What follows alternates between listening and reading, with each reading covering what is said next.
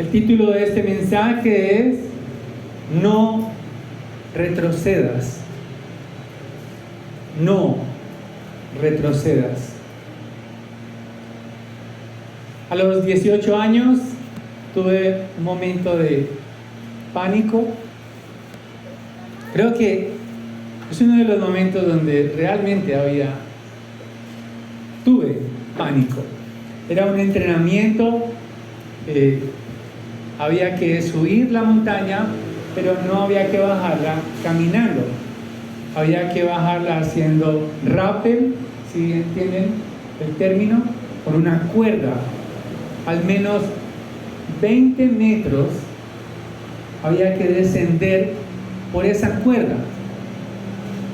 El caso es que me hicieron el montaje, podemos decirlo así, toda la seguridad. Y en el momento de tener que bajar, sentí pánico al mirar hacia abajo. El entrenador me dijo, estire los pies y saltando va a ir bajando. Va a ir soltando la cuerda atrás y va a poder bajar. Yo que tengo como pánico un poco también a las alturas, miré hacia abajo y le rogué a este hombre, por favor, quiero devolverme. Y yo recuerdo sus palabras. Él me dijo, no se puede devolver, no retroceda, no hay retroceso. Usted tiene que bajar por ahí. No hay otra forma. Seguí adelante y completé la prueba. La recompensa fue tocar tierra firme. La alegría regresó a mi alma. Poder sentir todo había pasado. Sin embargo, lo que más me ayudó al bajar fue saber que me daban ánimo los que estaban bajando a mi lado y desde abajo me hacían así: tranquilo, va. El ánimo de estas personas me ayudó a bajar con seguridad hasta el final. Y creo que eso es lo que está también el autor de Hebreos, alentándonos, ayudando a su audiencia a perseverar y reconocer la necesidad de los unos a los otros. Y este es mi argumento en esta mañana, a partir del texto de la palabra de Dios. Para perseverar en Cristo nos necesitamos los unos a los otros como iglesia.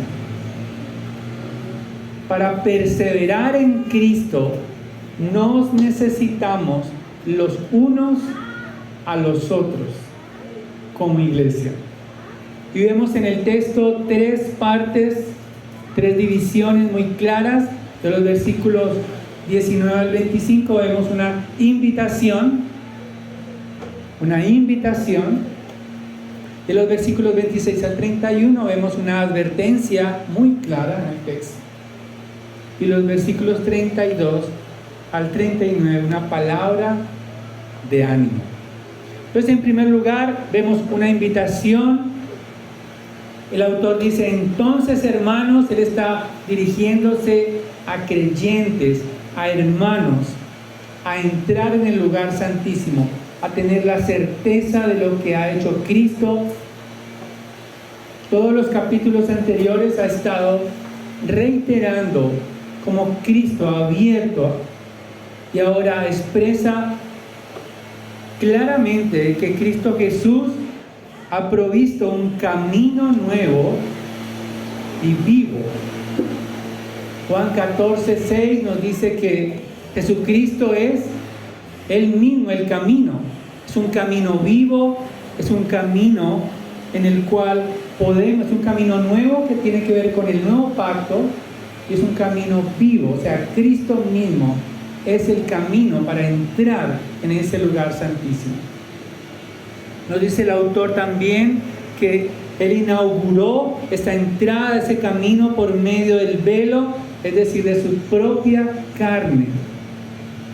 Hay una metáfora allí donde el velo que fue partido, que fue abierto para entrar al lugar santísimo, es como el cuerpo, está diciendo el autor, como el cuerpo del Señor Jesucristo, que fue rasgado para darnos acceso a Dios, fue partido.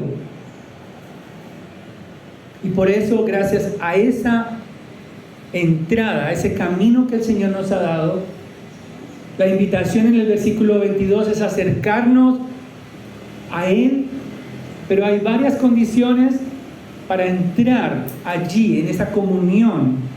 Y la primera es tener un corazón sincero, un corazón totalmente descubierto delante de Dios, ante Él, tal como somos, sin adornos. No necesitamos entrar a la presencia de Dios tratando de justificarnos a nosotros mismos, sino reconociendo quiénes somos, pecadores, pero lavados por medio de la sangre de Cristo. Pero también nos dice el autor que necesitamos, como condición para acercarnos a Él, una confianza segura en Cristo, una confianza en su obra, no una confianza en nuestras capacidades, sino en Él. Pero también nos dice que requerimos un corazón purificado de toda maldad, una vida renovada y un cuerpo purificado con agua pura. Algunos autores comparan esta expresión con agua pura, lavados con agua pura, con el bautismo, que es la entrada. Pero otros expresan que tiene que ver con la limpieza que nos ha dado Cristo por medio de su sangre. Creemos que fuimos lavados, fuimos purificados por medio de Cristo, no con lavamientos externos, sino el corazón ha sido lavado, ha sido limpiado, para que podamos entrar a la presencia de Dios. Podemos entrar sin vacilar, podemos entrar firmemente. Dice, mantengamos firme la profesión de nuestra esperanza sin vacilar, porque fiel es aquel que lo prometió. Podemos entrar en la presencia de Dios. Esa palabra sin vacilar es alguien que está firmemente, sin inclinarse, sin moverse, permaneciendo allí, que nada lo hace declinar en su confesión, en su profesión de fe. Es decir, permanecemos fieles, firmes, nada nos hace mover de nuestra esperanza en Cristo. Y por eso es que nos necesitamos unos a otros. Hay una invitación a considerarnos. Dice el versículo 24, considerémonos cómo estimularnos unos a otros al amor y a las buenas obras. ¿Cómo es que nos provocamos al amor y a ser fieles a Cristo? Ahora, ¿cómo mantenemos esa confianza? ¿Cómo nos mantenemos fieles? Nos necesitamos unos a otros. Este versículo, en su contexto, número 25, no dejando de congregarnos como algunos tienen por costumbre, sino exhortándonos unos a otros. Parece ser que algunos en la audiencia del autor no se reunían en Cristo, no permanecían fieles en permanecer en la adoración. Ese llamado a congregarse es un llamado a adorar a Dios. Parece que algunos no tenían esa costumbre de estar juntos para adorar, lo hacían quizás individualmente, pero hay una invitación a permanecer, a congregarnos para mantener, para que juntos y unánimes podamos entrar y adorar a Dios. Necesitamos renovar nuestro entendimiento de lo que significa congregarse cada domingo. Necesitamos prepararnos para poder congregarnos. Estar dispuestos a mantener la atención aún con distracciones. Estar dispuestos a poder adorar al Señor juntos, entrar a ese lugar santo juntos. Es como si el autor dijera, está abierto el lugar, está el acceso libre, pero necesitamos entrar, congregarnos, adorar juntos. Ese privilegio que nos ha dado el Señor de cantar, de orar, de escuchar la palabra de Dios, es un privilegio que tenemos que hacer como iglesia. Y para congregarnos necesitamos prepararnos. Ahora, si notamos detalladamente el versículo 25 al final, dice que exhortándonos unos a otros, estimulándonos, dice el versículo 24, unos a otros. Por lo tanto, congregarse tiene que ver con la relación unos con otros. No se trata, congregarse no es simplemente escuchar un sermón. Congregarse no es simplemente consumir, si podemos llamarlo así, una predicación. Tiene que ver con una actitud de adoración unánime. Al cantar, cantamos juntos como iglesia. Al adorar, adoramos juntos como iglesia. Tenemos que renovar ese entendimiento de lo que es congregarse, porque muchas veces pensamos que congregarse es un acto individual entre Dios y yo. Claro, tiene que ver con un acto individual, tengo que venir aquí, pero la celebración es un acto juntos como iglesia. Por eso necesitamos prepararnos al congregarnos. Por eso les envío un orden del servicio para que lean y puedan enterarse los himnos que vamos a cantar, los textos que vamos a leer, para que podamos compartir tiempo meditando en la palabra de Dios. Y al ¿cómo nos congregamos? Como dice la Escritura, ¿cómo sería el sueño de congregarnos realmente? Que al terminar o dentro de esa comunión podamos abrir nuestros corazones, pedir a mi hermano que ore por mí, poder entender que mi hermano me necesita, que estamos batallándose esta semana, lidiando con cosas. Poder entender a mi hermano su necesidad, poder conocer a mi hermano en la fe, poder saber algo más que su nombre y poder entender mi dependencia de la iglesia.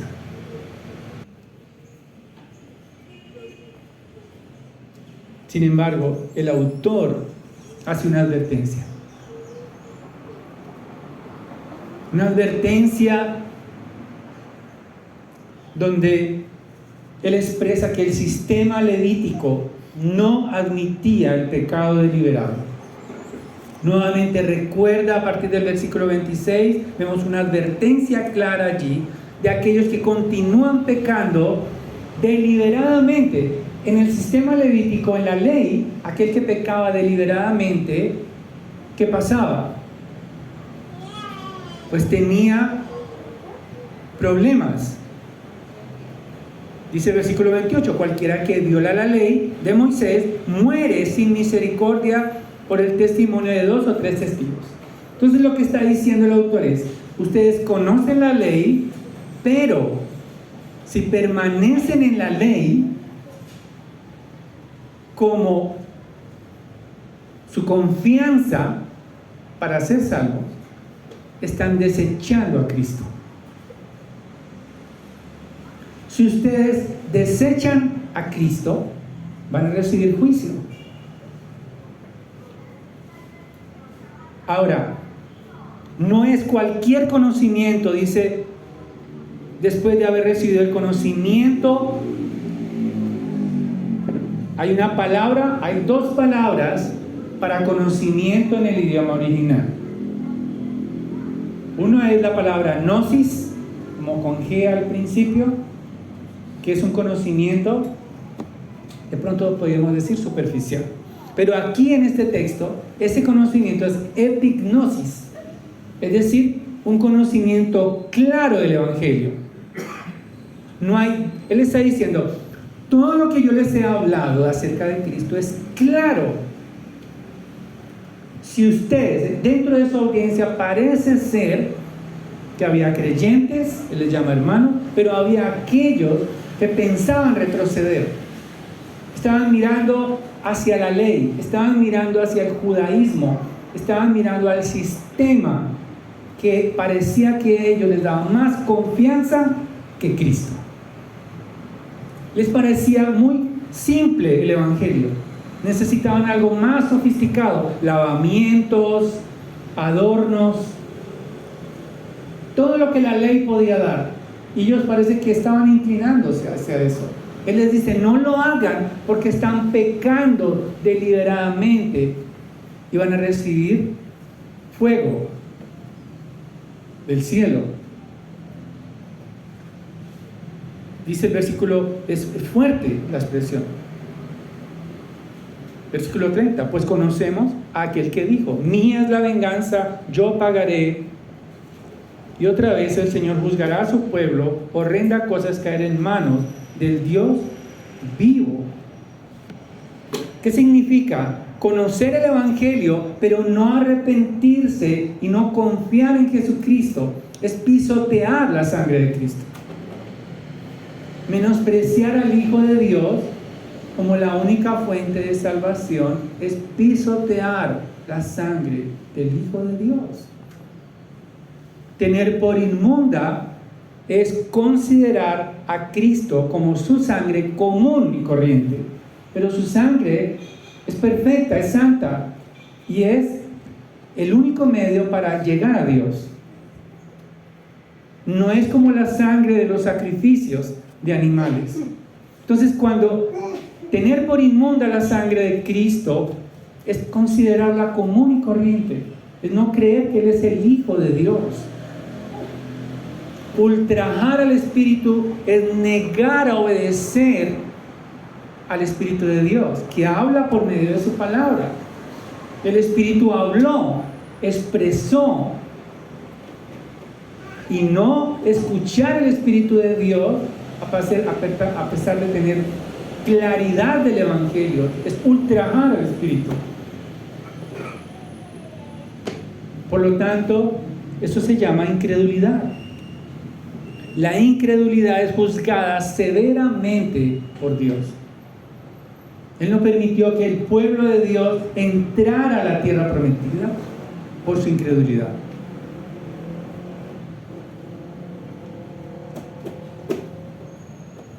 Dios mismo aplicará su juicio a los que niegan la eficacia del sacrificio de Cristo. Ahora, creo que hay maestros, falsos maestros del judaísmo en este tiempo, claro. Muestran muy sofisticado llegar a Dios. Hablan de trajes, de oro, de inciensos, de ritos. Sin embargo, esa era la manera también en que la audiencia original estaba tentada a regresar atrás, a retroceder. Sin embargo, nosotros podemos vernos tentados a buscar seguridad en algo distinto que Cristo. Y allí es donde tenemos que permanecer firmes y fieles a Cristo. Solo Cristo. Los reformadores, las 5 solas, solo Cristo. Solo por gracia, solo la palabra, solo por fe, solo para la gloria de Dios. Entonces,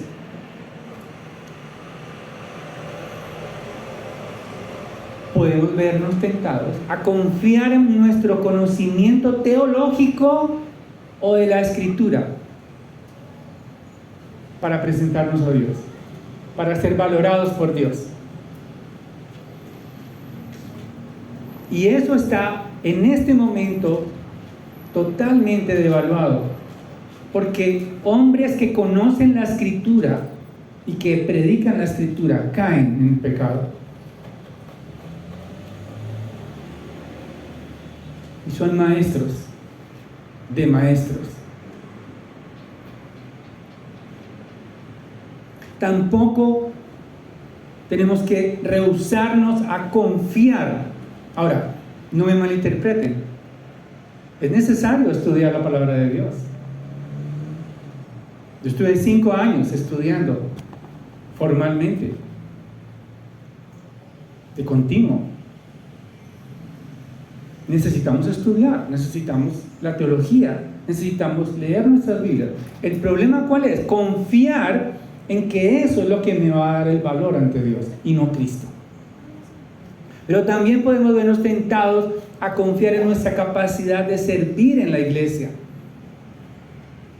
Entonces, agrado a Dios en la medida en que yo puedo servir. Ahora, ¿es importante servir? Estos cables no van a ir solos al lugar. Estos parlantes no van a ir solos a mi casa. Es necesario servir.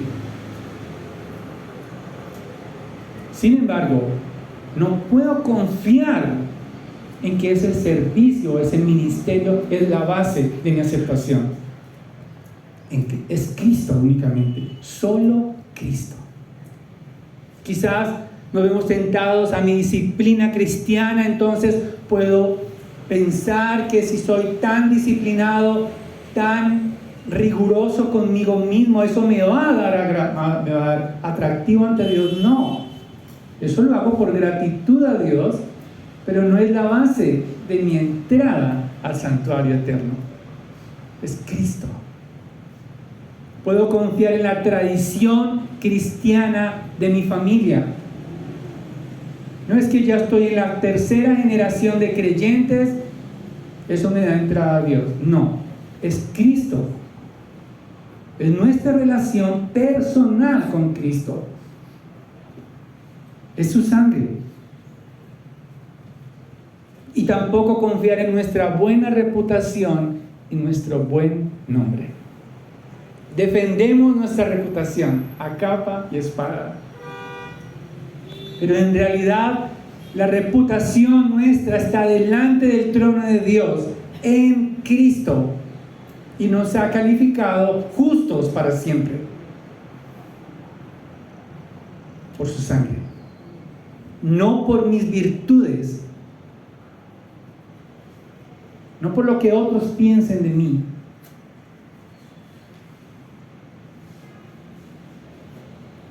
Y por eso, al recordar esta advertencia, aquellos que están siendo tentados a regresar, a no depender de Cristo, únicamente hay una palabra de ánimo. A partir del versículo 32 al 39, Él les expresa que su audiencia, al parecer, habían sido despojados de 2 cosas: de su honor y de sus bienes. Es probable que, dicen los estudiosos, se trate del año 49, cuando el emperador Claudio expulsó judíos de Roma. Ellos tenían un trasfondo judío.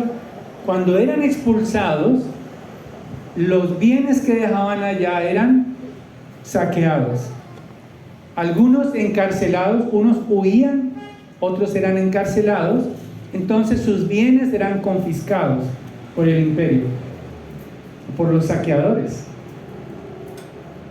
Por eso, el autor dice: recuerden los días pasados, cuando después de haber sido iluminados, ustedes soportaron lucha de padecimientos, siendo un espectáculo público, en oprobios y aflicciones. Fueron despojados de su honor.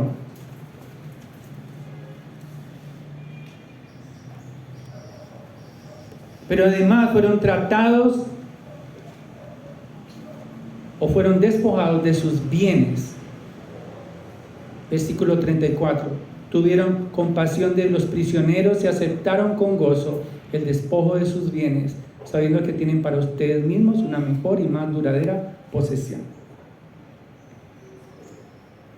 El autor está diciéndoles: así como ustedes fueron despojados de honor y de riqueza, pero tenían una esperanza ayudando a los hermanos a perseverar por esa recompensa eterna de Cristo, de la misma manera háganlo hasta el fin. Recuerden que probablemente el judaísmo les daba estatus. Qué atractivo es el estatus, ¿no? Lo malo de no estar allí, lo malo es no estar allí, dicen algunos. Pero el estatus social no es algo permanente. Así como suben, caen. En un día, el honor puede quedar por los suelos. Pero también los bienes. Hoy viene una recesión, una sequía. Por ahí dicen que vamos a quedar hasta sin gas. Ya sobrevivimos la pandemia, somos sobrevivientes. Pero nada es para siempre. Lo que está diciendo el autor es: no confíes en el estatus que te da el judaísmo, no confíes en tus riquezas, no confíes en nada que te dé seguridad. La única seguridad es Cristo, tu recompensa. ¿Por qué es importante? Porque jamás perderán a Cristo. Él es para siempre. Él es eterno. Su amor nadie lo confiscará. Nadie saqueará el amor de Cristo. Él es perdurable para siempre. Por eso cita a Habacuc, capítulo 2, versículo 3. Dice el versículo 36 o el 35: por tanto, no desechen su confianza, la cual tiene gran recompensa, porque ustedes tienen necesidad de paciencia para que cuando hayan hecho la voluntad de Dios obtengan la promesa. El que ha de venir vendrá y no tardará, mas mi justo vivirá por la fe, y si retrocede, mi alma no se complacerá en él. La perseverancia, la permanencia en la fe caracteriza a los genuinos creyentes. No hay tal de vacaciones de impiedad. No hay tal: yo me aparté y regresé. No. Si se apartó, no era. Y si regresó, es porque ya es hijo. Pero no hay una transición en el mundo, en el pecado. Si alguien no puede ser librado por Dios, regresar a la profundidad del pecado como esclavo y decir que regresó. No. O no era nada y a partir de ahora sí. Ahora sí es creyente. Entonces la fe se hace evidente cuando somos despojados de nuestras fuentes de seguridad. Allí es cuando la fe florece, no cuando estamos bien, no cuando estamos seguros, no cuando está a salvo nuestra reputación, nuestro honor, nuestra estabilidad. No. La fe se hace evidente cuando somos despojados de toda fuente de seguridad. Por eso Marcos 8:35 dice: porque el que quiera salvar su vida la perderá, pero el que pierda su vida por causa de mí y del Evangelio la salvará.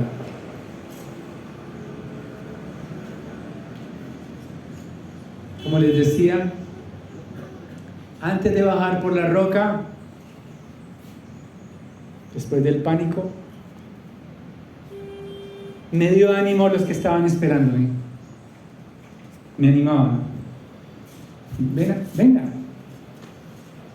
no se va a caer.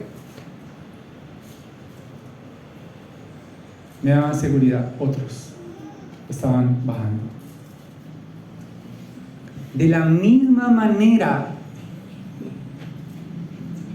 el autor, versículo 39, dice: pero nosotros,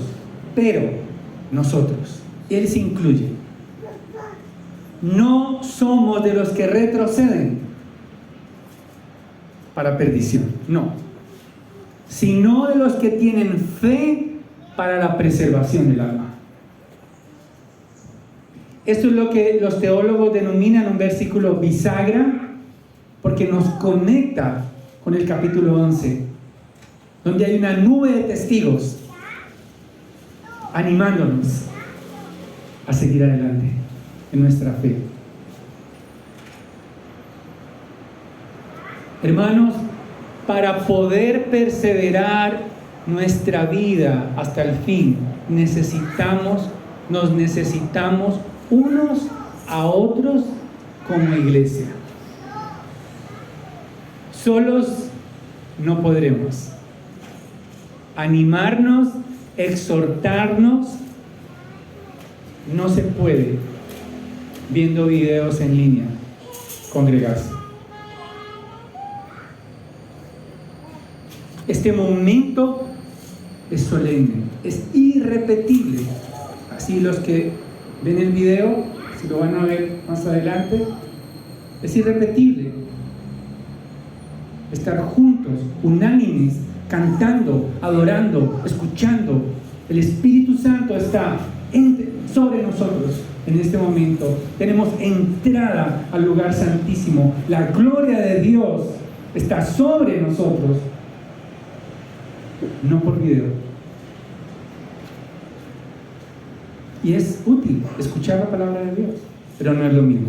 Es irrepetible. Este momento, este instante es irrepetible dentro de la cronología de Dios para nuestras vidas. ¿Cómo seguiremos adelante sin retroceder?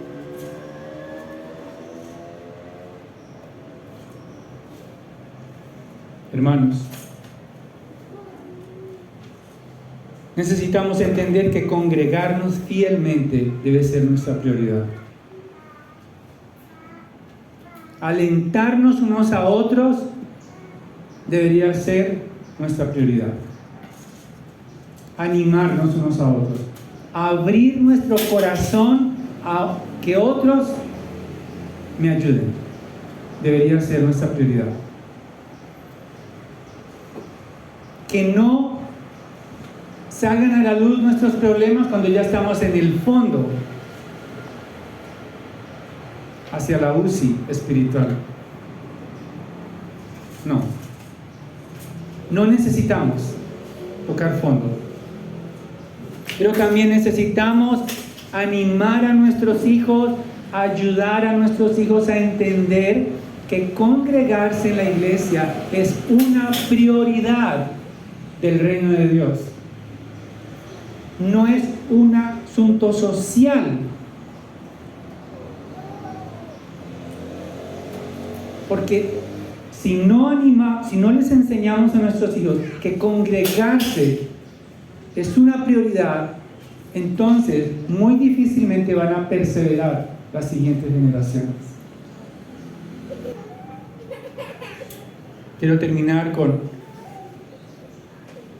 el apóstol Pablo, leíamos hace un momento, Filipenses 3:14. Pero una cosa hago, dice el apóstol Pablo, olvidando lo que queda atrás y extendiéndome a lo que está delante.